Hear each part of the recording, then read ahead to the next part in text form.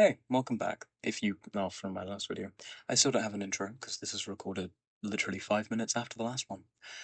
Quick warning, I did do a quick skim read, and the word glitch trap and spring trap and a few other names of animatronics may have that ever so joyful squiggly red line underneath because autocorrect doesn't like me, and even though I keep telling it just ignore the misspelling of a word that is just a name, it refuses, so I do apologize. Looking at the word glitch trap in the title makes it look like it's spelled wrong. I don't like that. Anyway, I'm getting distracted. So, also, this is a lot of text and a lot of reading, so this one will be longer. Why glitch trap and the mimic aren't the same thing, and shouldn't be. It looks worse now, I'm sorry. 1. William equals glitch trap. In Help Wanted 1, Tape Girl tells us that they received the CPUs of the animatronics, that should say of the animatronics, including Springtrap, which, quick note, are you telling me someone stuck their hand in there? Someone dug his bunny suit-trapped corpse out of the rubble and went, "We should get the CPU from this guy and put it in our game." After scanning these CPUs, Glitchtrap manifests and begins manipulating and killing the VR beta testers, which matches William's MO of gatekeep gaslight girl bossing his way through his crimes. This is a quote from Tape Girl about what I've just said. The drawers had been emptied out. Have been. Someone was here. I don't think it was spring cleaning either. No, there was plastic on the floor. Someone was definitely here during the night. It had to have been the client. I mean, they sent us that stuff in the first place with no explanation, told us to scan it, said it would expedite the process so we wouldn't need to program any pathfinding ourselves. It was a budget thing, I guess. It was just junk, circuit boards and things like that. It looked pretty old. Somehow, though, there was usable code on some of it. It seemed to take hold by itself. Things started changing. But then he started appearing. At least, that's what Jeremy said. And then another one. He, Jeremy, just stands there like he's talking to someone. That someone being Glitchtrap. Meaning, we have evidence that one, these CPUs and shit like, and stuff like that, the circuit boards and things like that, that they got were from the old animatronics. Because that's how they started working. And that's why they started just mimicking the behaviors of the animatronics, because it's just their programming, it's just on the chips. And we see that clearly Glitchtrap is sentient. He is talking to Jeremy. They are having a conversation. It's not just like Jeremy is insane and imagining that it's actually talking to him. It is. And then 2. Glitchtrap's suit looks handmade, meaning this form is likely based off the original Spring Bunny, a non-animatronic suit worn by a human, or a Chuck E. Cheese-like mascot suit. We're never explicitly sold. We're never actually explicitly told whether or not this was only ever worn by William, or could have had a Springlock suit inside. That William suit has 5 fingers, unlike the animatronic suits, which is how we know that there is a person in them, because the Springlock suits also have 5 fingers, unlike the normal animatronics. We know from the books that William considers him in the suit as the real him, and, quote, more than William ever was, so it makes sense that he would appear as his suit. Here's the quote. Wrong again, he hissed. I've accepted the new life that you gave me. You made me one with my creation. My name is Springtrap. The man who had once been Dave cried the name with a hoarse glee. Dave is William in the books. He's lying. He just pretended his name was Dave. Then scrunched his gnarled face back into a glare. I'm more than Afton ever was. That's from the Twisted Ones. And then another quote backing up the fact that William is insane and seems to think he is Springbonner. When the mascot's head was fully resting on his shoulders, the large face raised itself until it was almost completely upright.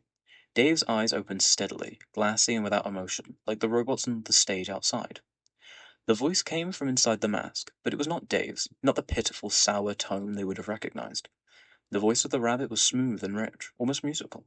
It was confident, somehow reassuring, a voice that might convince you of almost anything. That's from the Silver Eyes, page 2113. 2113? 213, ignore me. I'm tired. Oh, by the way, also, yeah, no, if you zoom in, you can see the stitch lines. You can see the stitch lines on all the joints. I think there is a zipper on the back, but don't quote me on that. I genuinely cannot remember. I could be wrong. But this is definitely a handmade suit. There is no, that's a person in there. This is more evidence for Glitchtrap being William. In Princess Quest 1, we see William as Glitchtrap here, and he speaks using William's voice, saying his signature catchphrase, I always come back, followed by let me out. William first said I always come back in FNAF 6, a game we know the Mimic wasn't in or he would have been burned when Henry set the building on fire. Mentioned by Henry, that should have been a capital, or shown at least once, so he couldn't have mimicked William's speech like he did with Gregory, because he would not have come in contact with William before he got set on fire. Look at him. He looks so stupid. Oh, excuse me. 2. How could the Mimic have encountered William at any point? The Mimic then remains in the warehouse and kills Fazbear employees. What? That sounds like I had a sentence before that. Hang on, give me 1 second. Oh, wait, no, this is meant to be first. Ignore me. So, 2. How could the Mimic have encountered William at any point? The Mimic is an artificial intelligence created by Edwin Murray to copy any movement it sees and care for his son. But one day, his son dies in a car accident. Edwin beats the Mimic using a metal pipe because the Mimic was mimicking his son and it made him sad. And then he, seemingly, infects the Mimic with agony, which is why it's violent. It's also just working on its programming, but it is doing it violently because of the agony, it seems. This is a quote. He, Edwin, could almost feel his murderous thoughts pouring through his muscles and transfusing through the metal into the Mimic's systems. Description of Edwin pummeling the Mimic. The Mimic. Fun fact, that is the quote and the description of the quote. Google, the Snap wiki actually. That's taken straight from, and the description of Edwin pummeling the Mimic, it made me giggle.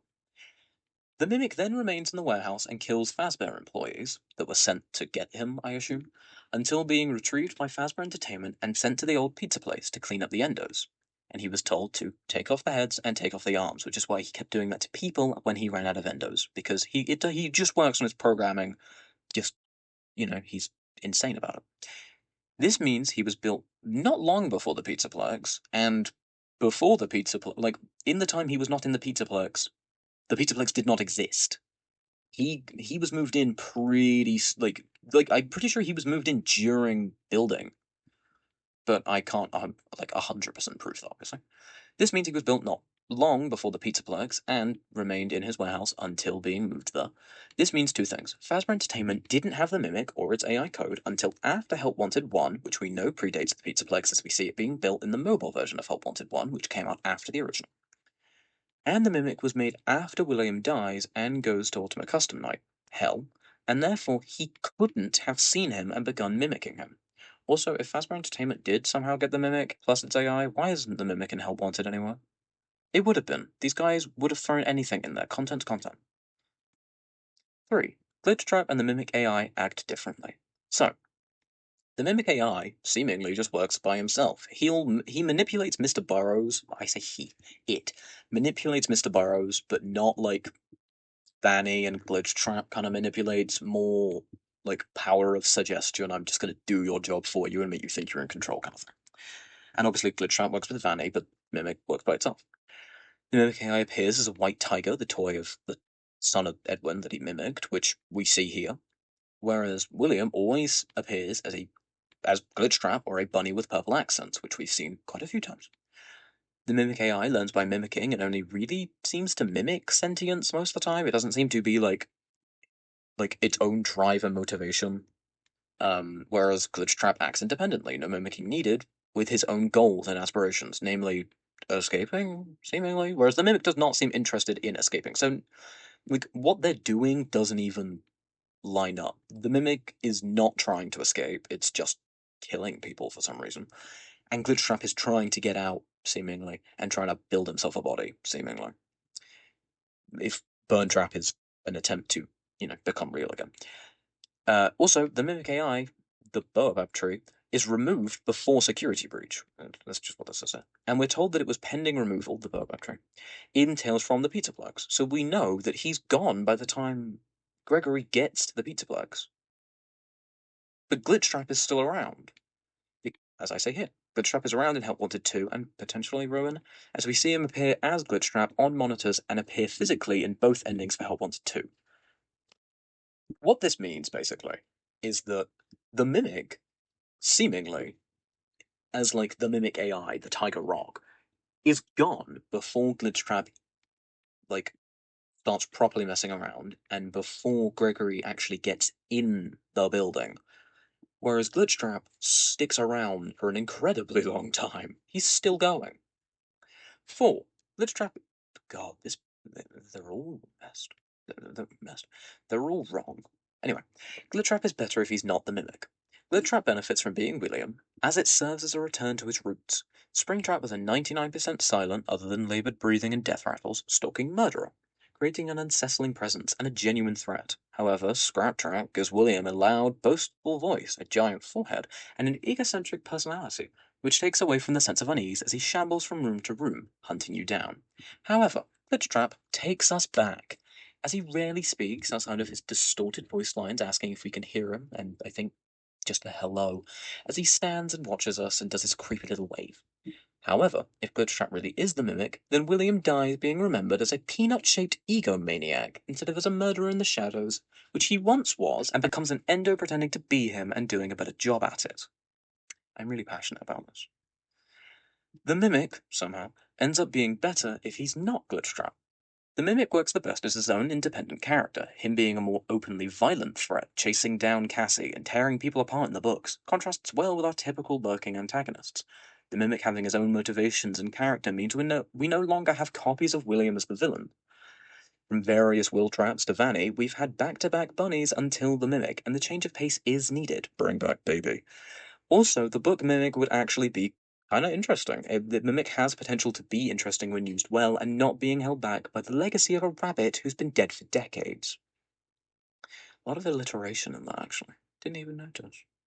It's no secret I'm not a fan of the Mimic. Clearly, I've made a so far 12-minute long recording about it and managed to get him involved in the What's in the Box video. However, I do honestly believe that he would be a good, if not great, villain if the Mimic in Ruin had two things. 1. More screen time. Even if that was just by mimicking Gregory, just something to flesh him out a little more. And 2, more character. Again, needs a little more development. We don't get any of his tragic backstory, he just is an angry endo who's trying to kill a child for no reason. And, to prove this point, the book Mimic works because it gets both and is allowed to is allowed to thrive in a more open environment and actually, do something interesting and not just appear at the end of the game, go, I am Gregory, and chase Cassie down a hallway, and then get stuck in an elevator. Look at look at that stupid face. Zoom in. Enhance. Enhance. Enhance. uh, anyway, that's the end of the video. I'm just gonna, this will be what you see as the video ends. Isn't he pretty? Anyway, thank you for watching my video. Soon, I will have the Why Henry Sucks video out, because I'm very passionate about what I don't like, and what I don't like is... I don't know, I don't actually know where I was going with that. Ignore that. Anyway, thank you for watching. If you are interested in watching more of my videos, I will make more soon. And if you have any ideas for theories, I don't know, drop it in the comments, let me know. And if I see it, which I should, I will make the theory, because I have nothing else to do. That's why I do these, because I'm bored. Anyway, au revoir, goodbye. I will see you next time, hopefully. Bye.